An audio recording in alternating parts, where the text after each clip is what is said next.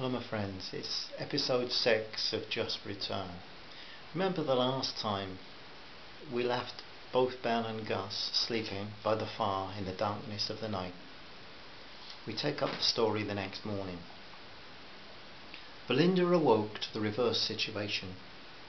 The early morning calls of the awakening rainforest was as music to the ears of the young girl. As she stirred, confusion filled her troubled head. Was it true? Oh, how her head hurt. Yes, it was true.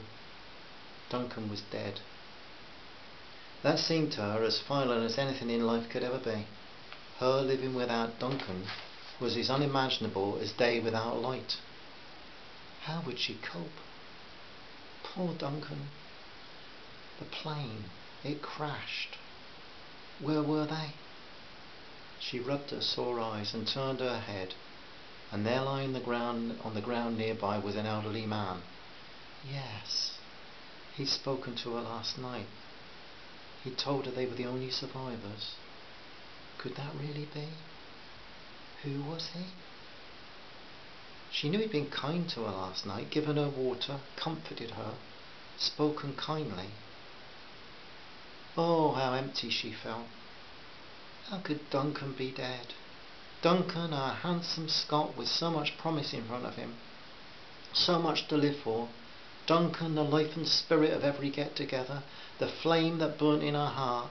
Duncan who'd loved traditional music, the blues, poetry and birds. Duncan dead. What was dead? Where was he? Belinda started to sob again, gently, but in a controlled kind of way. Water. She needed water. There it was between her and Gus. Slowly she stood up, tried to fetch it, and fell in a heap with a head that felt like a switched-on tumble dryer. The thump of her landing caused Gus to stir. Maybe he would already been awake. In a flash he was on his hands and feet at her side. Belinda, are you okay? Yes, thank you. I was just dizzy. I was trying to get a drink. Here, I'll get you a drink. Water, or soon you can have tea or coffee, even drinking chocolate. He laughed. As he reached for the water bottle and gave it to her, he removed the top. She took several good mouthfuls and then handed it back. She studied his kindly concerned expression. He said, as he had the night before, "I am Gus," he said. "I'm very pleased to meet you." He held out his hand. "Gustav Mitzer." She took his hand. "I'm Belinda, that is Belinda Devlin. I'm pleased to meet you. But where are we?" "Well, Belinda, that's a very good question. I think we're in Brazil, probably not too far from the Amazon. We're amid a dense rainforest. We're lost." "Will we be rescued?" Gus looked into the pretty face, the brown hair, the hazel eyes, stained and damp. Poor girl, he thought. "We can hope for that, for rescue. We've now been here since about 2:45 the day before yesterday, and though the disappearance of a large airliner from the skies over Brazil, an airliner that never arrived at its destination, must have caused some concern, you think?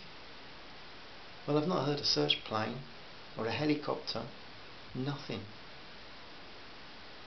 Where is the plane? It's not far from here. I'm trying to gather the useful things from around it. We must seek to survive." "Are you sure? Is there no other people?" "It seems not. I've made as much of a search as I could. I'm not totally sure, but nearly." "Duncan, is he... Are you sure that he's dead?" "I am very sorry, Belinda. I can tell you that Duncan is the one person that I've seen to. Yes, Duncan really is dead." Bel's eyes filled up again with tears. "Can you remember anything on the plane at all, Bel?" "Yes, I remember a smoking engine, some panic, the calmness of the air hostesses, Duncan taking my hand. He said, "Whatever happens, I love you forever." That made her sob again. You were both very brave. I was sitting behind you expecting to die. I thought my days were over. I was willing that you and Duncan were to survive. I'm very sorry, Belinda, if there